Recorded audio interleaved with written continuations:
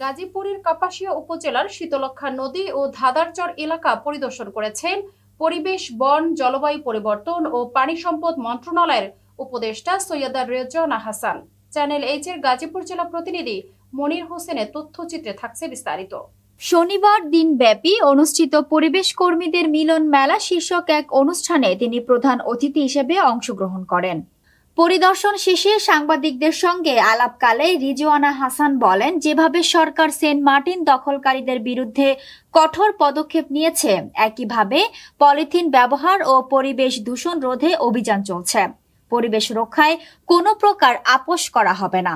তিনি আরো বলেন, নদী বাঁচাতে হলে দ্রুত বর্জ্য ব্যবস্থাপনা ঢেলে সাজাতে হবে।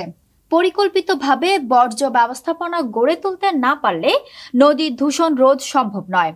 এ সময় তিনি স্থানীয় প্রশাসন, জনপ্রতিনিধি ও সাধারণ মানুষকে একসঙ্গে কাজ করার আহ্বান জানান, যাতে নদী, বন ও পরিবেশকে আগামীর প্রজন্মের জন্য সংরক্ষণ করা যায়।